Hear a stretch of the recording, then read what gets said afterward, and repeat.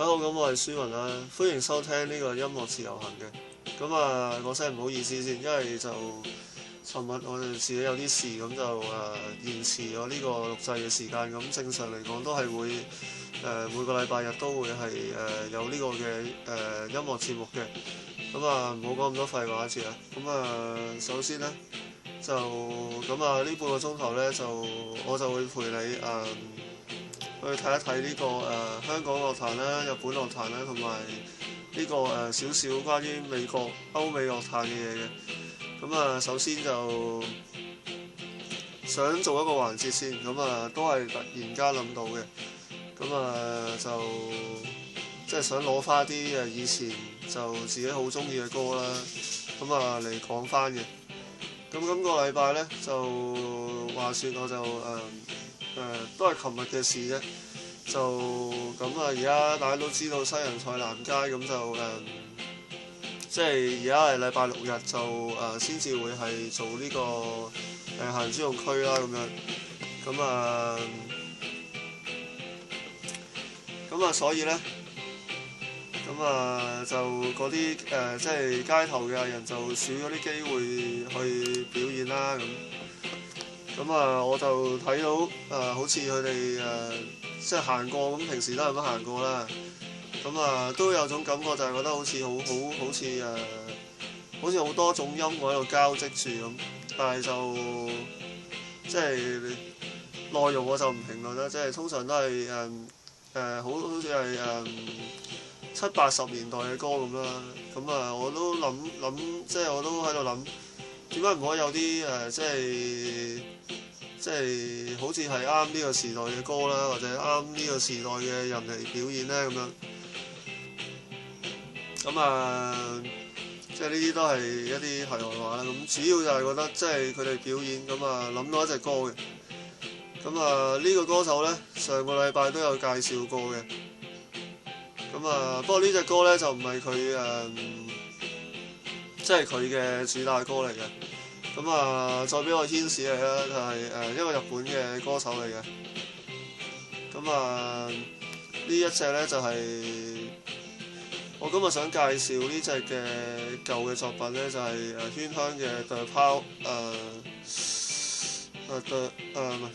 of Music 係啦，我記錯咗個名。咁啊，呢隻歌呢，就係佢係單曲係冇收錄嘅。咁啊，收錄咗喺佢嘅第2張專輯啦，就係《Sing to the Sky》嘅。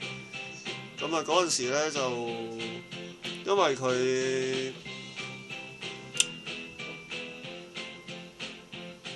咁啊，呢隻歌咧就佢演唱會嗰陣時有唱啦，即係大碟都有收錄啦，但係就唔係主打嚟嘅。咁啊，點解會揀呢隻歌咧？就即係都係覺得有感而發啦，咁啊上網抄咗嗰個揾到嗰一個嘅歌詞，咁啊提到呢，就係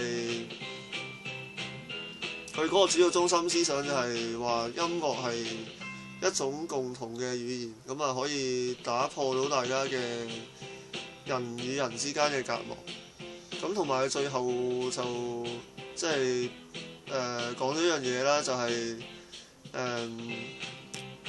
反問大家會唔會係揾得到自己心目中嘅即係真係觸動到你心靈嘅一個音樂呢？咁或者大家都可能覺得係喺呢個聽一啲流行曲，即係可能歌詞引起到你共鳴嘅，咁都可以叫做一個short music 即係觸動到你心靈嘅音樂啦。但係我就覺得係或者可以喺街頭表演啊，或者一啲地下樂隊入邊都可以揾到呢種共鳴嘅。即係我覺得我自己個方式就係咁樣啦。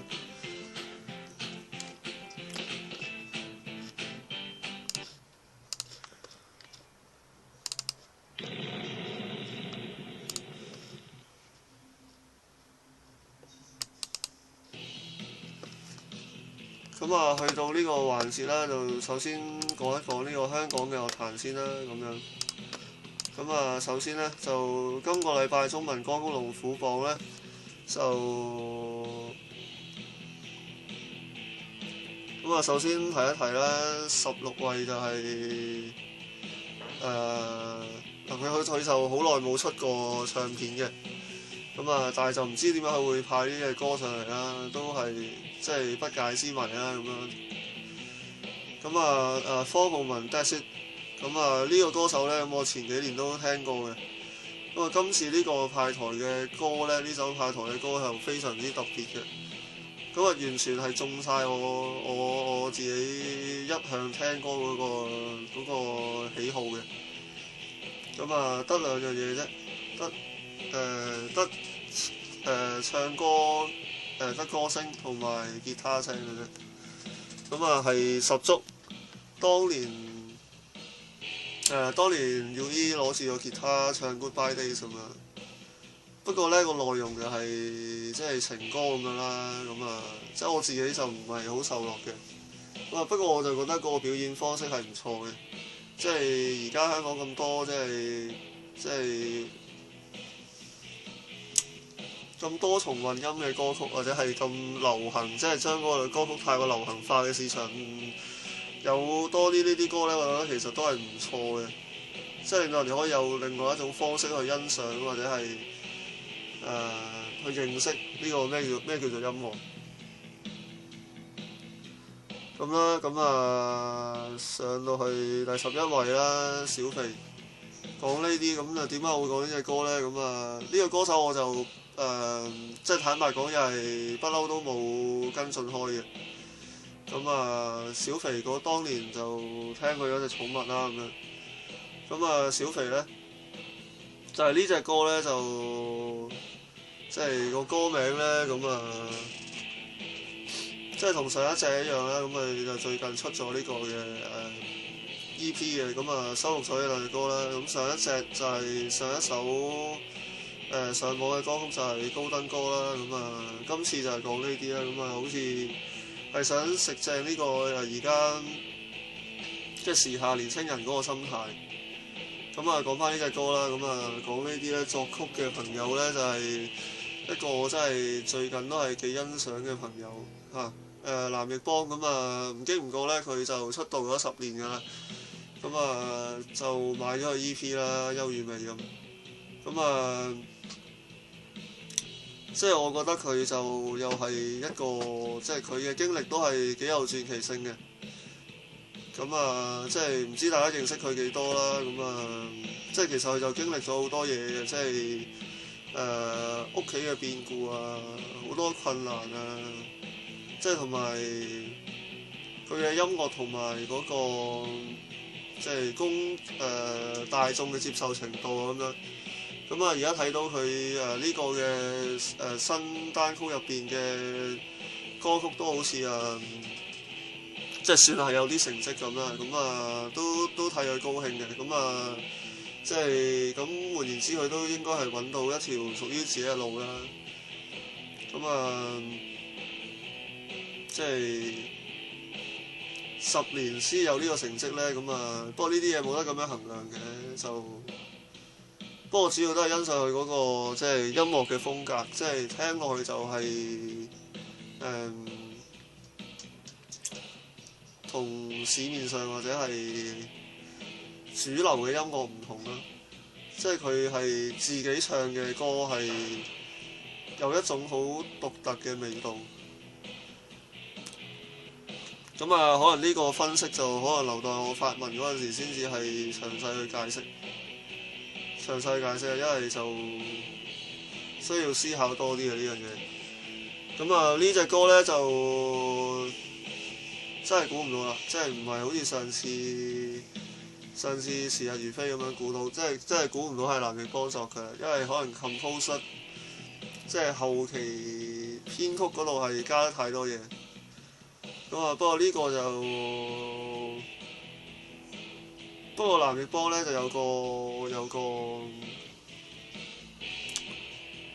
佢自己有個特性呢，就係佢寫俾人嘅歌呢，就係會紅嘅。即係佢自己寫俾自己嘅歌呢，就成績一般嘅啫。咁啊希望呢隻歌呢，就我都唔知點講啊，呢個真係。咁上到去，咁今個禮拜呢，就再講下呢個上到第4位啦。咁呢個古仔呢，就講翻上個禮拜嗰個古仔啦。咁我上個禮拜講咗啦，就究竟烙印姊妹嘅有夢就很好了，咁會唔會喺903嗰度衝擊冠軍呢？我都講中咗係唔會嘅。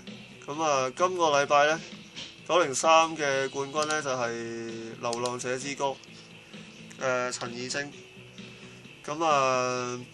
呢個等陣先講啦，呢個又係有個故仔嘅。今個禮拜呢，中文歌好龍虎榜第4位呢，就係烙印姊妹嘅有夢就很好了啦。我都係覺得有句歌詞呢，我又係即係話説今個禮拜即係天陰陰啦，即係佢入邊有句歌詞就係咁嘅。好幾天無陽光照耀，我就唔唱啦，即係嗰句歌詞就係咁嘅，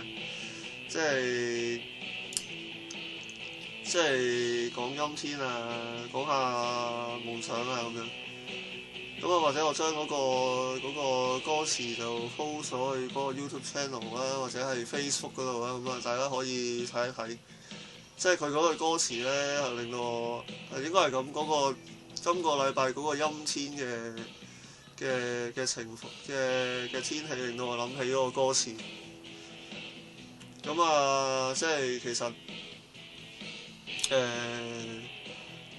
呢隻歌都係清新啦，即係希望佢哋可以即係我又覺得佢中文歌龍虎榜都未必上到冠軍嘅都係留翻啲進步空間啦上到去第3位呢，就係鄭融嘅小玲瓏。呢位歌手就係佢紅嘅時候呢，佢紅呢就唔係唱呢個快歌嘅，係唱紅綠燈就紅咗嘅。當年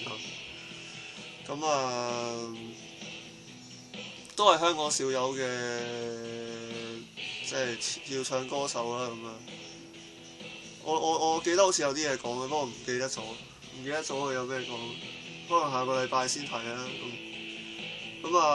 第2位呢位朋友呢，好似係升得幾快嘅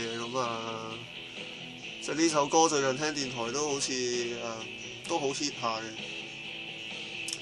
呢位朋友就今個月呢，逢星期五就會喺朗豪坊 Live Stage 有佢嘅表演。林奕匡。呢首 Good Man Good Man 應該係我諗升咗10位左右啦。上到係第2位嘅位置嘅。呢首歌呢，就即係佢自己都話係佢自己比較中意一啲jazz 嘅音樂，佢自己本身都係識 saxophone 嘅。想提一點呢，就係我今個禮拜5就去咗睇佢嘅表演啦。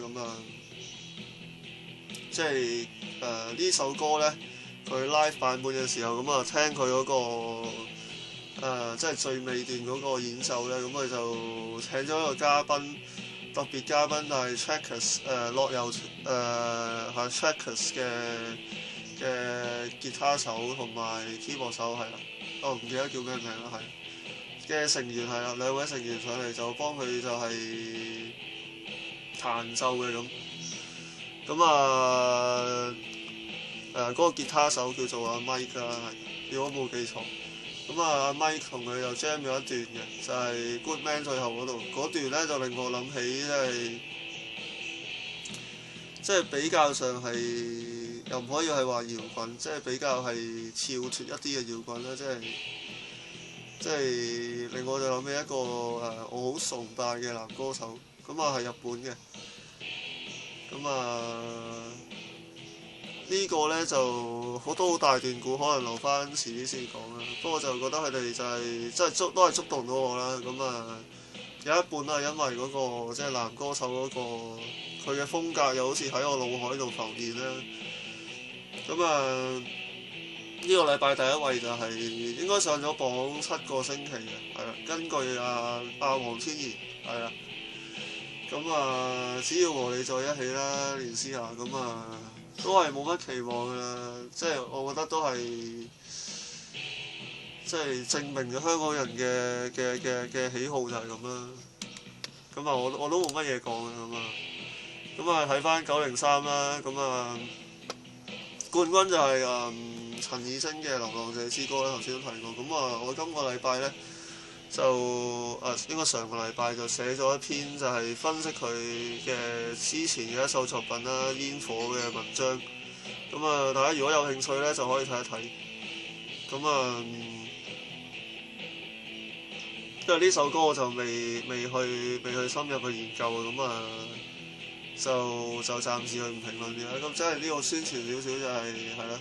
即係如果大家對陳綺貞嘅即係聽過佢嘅《月水一盒》同埋《流浪者之歌》，或者聽過佢新專輯，即係或者係不嬲都係佢 fans 嘅話咧，咁啊即係有興趣睇下我嘅睇法嘅話咧，就可以去我嘅 Facebook 專頁啦，或者係 blog 嗰度，咁啊睇一睇我嘅文章啦嚇。咁啊呢隻歌都升咗好多，上個禮拜係13位，咁啊今個禮拜一跳就跳咗上去冠軍嘅位置啦。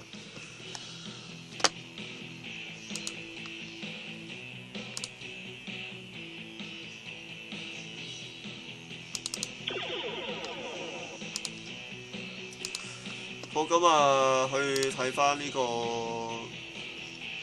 日本Oricon 嘅單曲榜嘅位置啦，咁啊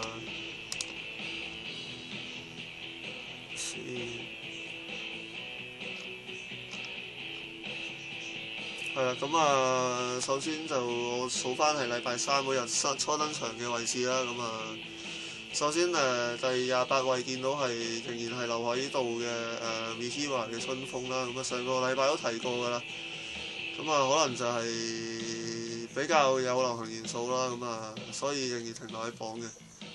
咁啊曙光嚟來嘅新單曲已經唔見咗啦，即係已經跌出咗30位啦。咁啊相對第25位呢位朋友呢，就應該係點讀呢 Sally 啦，係啊，應該係咁嘅，係啦，應該係咁講嘅，應該係咁讀嘅。咁啊女性主音加上呢個男性嘅吉他手嘅樂隊啦，咁啊喺日本都好興嘅呢一種，咁啊比較出名嘅呢個搭配嘅樂隊咧就係 Every Little Thing 啦，同埋Dreams Come True 嘅，咁啊比較近年嘅有好似上年前年就以 Sunshine Girl 一曲走紅啦，就係 Mouth Moon 係啊。咁啊呢個都係即係小知識嚟嘅啫。咁啊講翻呢對組合啦，咁啊佢一路走嚟咧就比較係大路啲啦，我自己覺得。不過就即係旋律係聽得出係有心機嘅。咁啊我自己推介嘅作品咧就係係啊赤之香，係佢好似係出道曲嚟嘅嗰一隻。咁啊即係我覺得係比較開朗一啲嘅曲風啦，咁樣就都係有少少搖滾嘅。不過我就覺得係太過四平八穩啦，有啲。咁啊即係如果你話比較翻前幾年Mouth Moon 嘅音樂，咁啊佢哋唔係咁嘅，即係Mouth Moon 咧就係好似好多種風格都會嘗試嘅，咁啊即係我自己覺得佢就 Sunshine Girl 之後咧，咁啊即係佢嗰個歌曲整體成績都上升啦，咁啊不過我就覺得係即係佢係逐首作品去睇啦，Mouth Moon 你就要。咁啊，不過 Sally 咧就係睇落去佢今次呢隻歌咧就係慢歌嚟嘅。咁啊，覺得佢係為咗係出新專輯而作準備啦，咁啊，因為之前嗰兩首都係快歌嚟嘅。咁啊，不過去到而家為止咧，我就覺得係對佢整體印象都係唔差嘅。咁啊，不過就覺得係未揾到突破嘅地方啦。咁啊，睇下新專輯入邊會有啲咩嘅啦咁樣，即係暫時都係覺得唔錯嘅。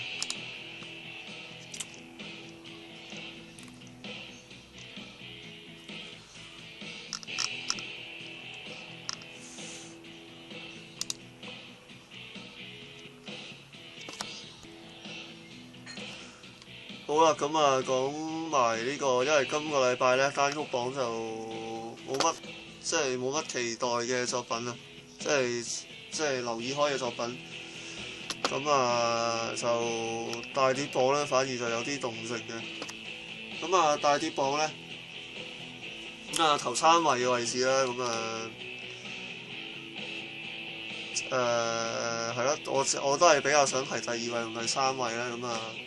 第3位咧就係 Angel Lucky 嘅精選集啦，咁即係講真呢隻碟我就自己本身就都係有啲興趣嘅。咁Angel Lucky 啦，我自己最欣賞佢都係即係英式啦，同埋書信給15歲的你啦，即係兩隻最出名嘅。即係撇開呢啲嚟講咧，佢自己都係整體嘅風格啦，或者係整體嘅作品我自己都係即係想去發掘嘅。不過我自己本身即係 major 就係即係主要係留意呢個吉他系嘅唱作人啦，所以就即係就冇乜留意啦。我覺得呢個係一個好機會去即係聽翻佢作品嘅。不過呢排又係比較忙啦。上個禮拜加入呢個嗰隻碟仲未聽啦。今個禮拜咧係啦，今個禮拜又會係買呢個黃浩林嗰隻新專輯啦。仲有陳綺貞嗰隻《流浪者之時間的歌》啦，又未聽啦。因為個 quota 已經滿晒，所以就可能又係要遲少少啦。第2位咧，呢位歌手又係前2年啦，係啦，前2年佢就先至跑咗出嚟啦，叫做JoJo。大家認識佢嘅咧係應該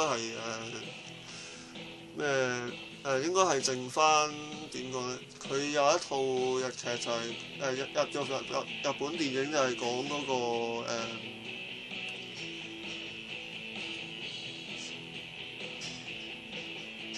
係啦，應該係一套即係又係講啲生死嗰啲電影咁樣嘅，就嘅主題曲嚟嘅。當年佢憑嗰隻歌就係一炮而紅啦。不過我自己最欣賞就唔係嗰隻歌。JoJo 咧，喺我心目中咧就有一隻歌係我覺得係好印象深刻嘅，就叫英語嘅。呢隻歌咧，我自己都係又係喺個 blog 嗰度都提咗好多次嘅。呢首歌咧，佢嗰個班底咧就係作過 Excel 係啦，另外一隊組合即係放浪兄弟嘅 Excel 嘅，即係作過好多 Lovers Again 嗰啲名曲嘅一個黃金組合嚟，為佢打造呢隻作品。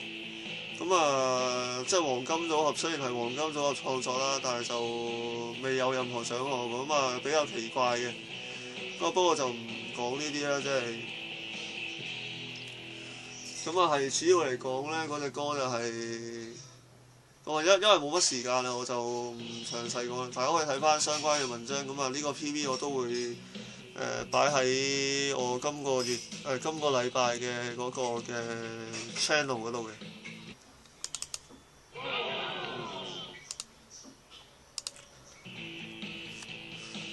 好啦，講翻今個禮拜就係歐美樂壇咧，有2首歌係推薦嘅個人。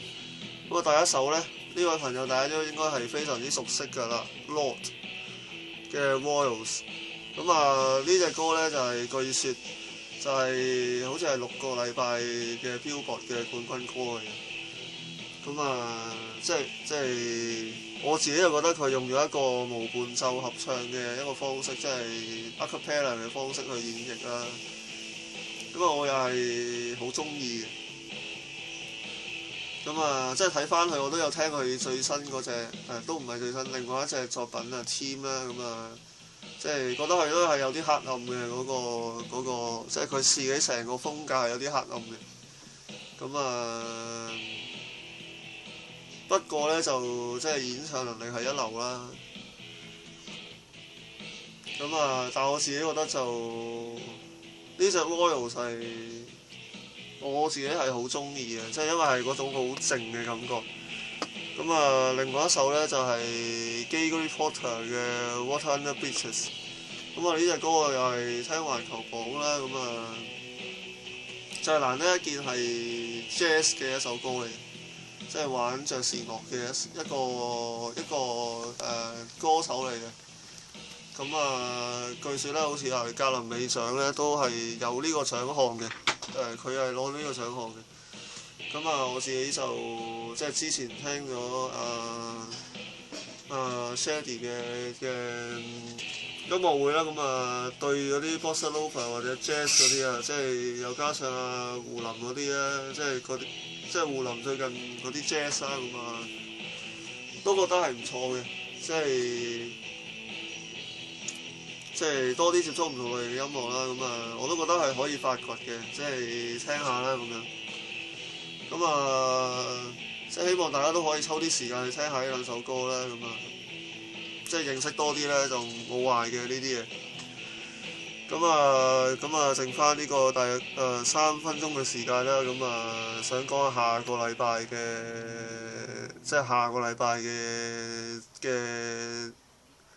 本地嘅音樂嘅動向咁樣。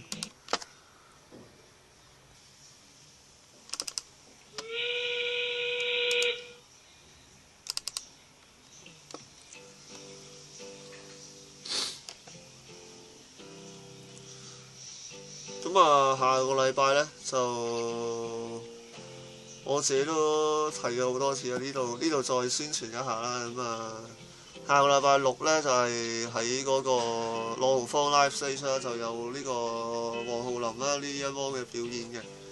咁啊，有興趣嘅朋友啊，到場支持啦。咁啊，佢嘅新嘅專輯呢，就而家已經係喺網上某一個平台就會開放試聽，不過要登記做會員嘅。咁啊，詳情你可以去嗰個 Facebook 嘅專頁嗰度，咁啊就會有個資料㗎啦。咁啊，佢嘅新專輯呢，就應該會喺我記得好似係14號發售，係啦，即係應該下個禮拜今個禮拜5左右啦。咁啊，新專輯就會係發售㗎啦。咁啊，係咯。咁我話一定會買㗎啦。咁啊，即係諗過會唔會攞簽名呢？咁啊，呢啲睇下到時點先啦。因為我自己就唔係一個咁嘅人嚟嘅，我自己覺得，即係都係做啲實際啲嘅行動去支持下。咁啊，即係咯，支持下。咁啊，我覺得自己都即係做咗應該做嘅事啊。咁啊，之後呢，就係啦。咁啊，下個禮拜日呢。應該今個禮拜都係開始咗啦。咁啊，會有一個平原習作成員就會係有一個喺油麻地嘅一個表演嘅。咁啊，詳情都可以去嗰個 Facebook 嗰度睇一睇啦。咁啊，即係我覺得自己覺得比較特別呢，就係佢會喺貨車上面做 live show 嘅。咁啊，唔知我睇到啲相呢，覺得好似係嗰啲好似係做嗰啲標本箱咁樣，即係好似嗰啲即係行過嗰啲布設呢，見到嗰啲掛衫嗰啲公仔咁樣。不過咧都幾特別嘅，即係佢又唔止係佢哋4個單位啦，咁啊有其他唔同嘅單位咁啊表演嘅。咁我都覺得應該幾得意嘅。咁啊呢個表演就會係仲有嘅，今個禮拜6日呢，就會係喺油麻地嗰個南昌街嗰個附近嗰個位置嘅，就係啦。就會上演嘅。咁啊，今個禮拜節目都差唔多啦。咁啊，如果覺得我講嘢都 OK 嘅話呢，咁啊可以去我嘅 Facebook 專頁啦，同埋我嘅 blog 嗰度睇一睇啦。咁啊，希望大家上面嚇，即係睇一睇啦，睇一睇我嘅文章啦咁樣。咁啊，下個禮拜就同樣時間呢，就會繼續有書文同你音樂自由行嘅。